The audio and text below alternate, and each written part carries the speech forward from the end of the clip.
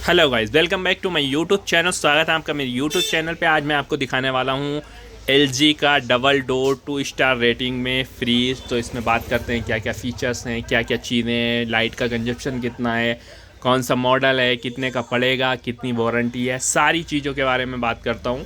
क्या क्या चीज़ें हैं सबसे पहले बात करते हैं। यहाँ पे देखो, एक तो सामने से ये पैटर्न दिख रहा है ना, ये अलग दिख रहा है और ये अलग। ये लेमिनेशन होता है, जब आप घर पे ले जाएं फ्रीज तो ये हटा सकते हैं। लेमिनेशन होता है ताकि कभी स्टोर में रखा हुआ है कोई स्क्रैच वगैरह ना आए, तो ये लेमिनेशन हटा देंगे तो ऐसा चमकता हुआ निकल आएगा। ठीक है, बाकी ये चीज़ें जो दिख रही हैं ये भी लेमिनेशन है साइड से, आप इसको हटाएंगे साफ़ कर देंगे तो क्लीन निकल आएगा। ठीक है, स्मार्ट इन्वर्टर कंप्रेशर है, इसमें 10 साल की वारंटी है कंप्रेशर की, 2 स्टार रेटिंग में है। उसके बाद 267 यूनिट पर ईयर बिजली का खर्चा है। और इसकी बात करूं कि मॉडल नंबर कौन सी है, तो GL-N292DSB। ठीक है, फ्रॉस्ट फ्री है क्योंकि डबल डोर ही फ्रॉस्ट फ्री आते हैं, बाकी जो सिंगल डोर आते हैं वो तो डायरेक्ट कूल आते हैं। 242 लीटर का है ये, और वर्क विदाउट स्टेबलाइज़र है। स्टेबलाइज़र की कोई ज़रूरत नहीं है। 100 से 310 वोल्ट तक आपका प्रोडक्शन है, इसमें कोई फंक्शन में प्रॉब्लम नहीं करेगा। ठीक है, तो लाइट की प्रॉब्लम नहीं है, कभी भी आपके यहाँ कम ज़्यादा भी होती है तो फ्रीज़ आपका ख़राब नहीं होगा। ठीक है, और स्टेबलाइज़र की तो वैसे भी ज़रूरत नहीं, किसी भी फ्रीज़ में आजकल एसियाँ भी जो आ रही हैं उनमें भी स्टेबलाइज़र की ज़रूरत नहीं हो रही। ठीक है, सामने से पैटर्न डोर पे जो बना हुआ है वो ये है, देखिए। ठीक है, अंदर से ओपन करके दिखाता हूँ। तो सबसे पहले बात करते हैं कि खोलने के लिए सामने से हैंडल नहीं है, बट ये ग्रिप दी हुई है यहाँ पे दोनों तरफ से। ऐसे खोलना चाहें तो ऐसे, ऐसे खोलना चाहें तो इस तरीके से। तो मैं इस तरीके से खोलता हूँ, ये खोला मैंने। देखिए, ये है इसका फ्रीज़र, और फ्रीज़र बहुत बड़ा है। जो लोग यूज़ करते हैं फ्रीज़र को ज़्यादा, उनके लिए ये बढ़िया है, क्योंकि सिंगल डोर में तो इसका आधे का भी आधा आता है।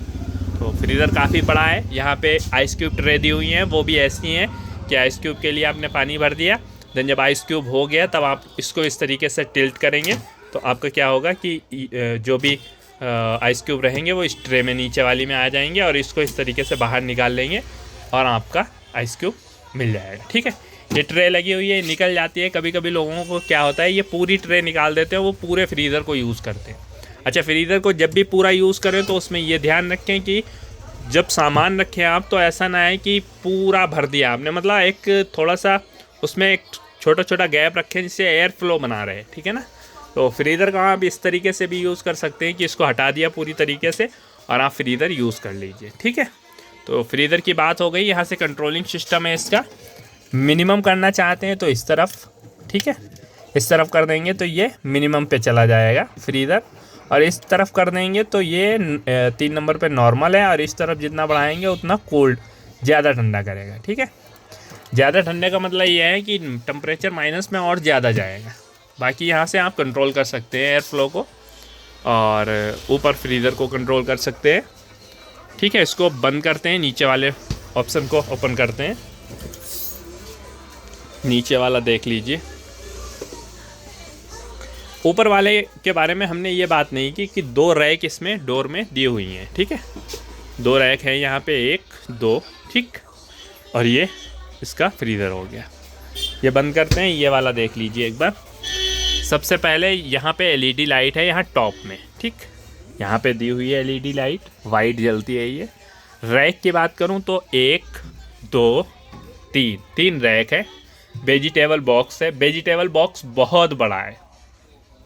जो 180 लीटर आते हैं, अभी ये जो है 242 लीटर है, जो 180 लीटर आते हैं या 200 लीटर आते हैं उनमें बकेट जो है उनसे 2 गुनी बड़ी है, ऐसे समझ लीजिए।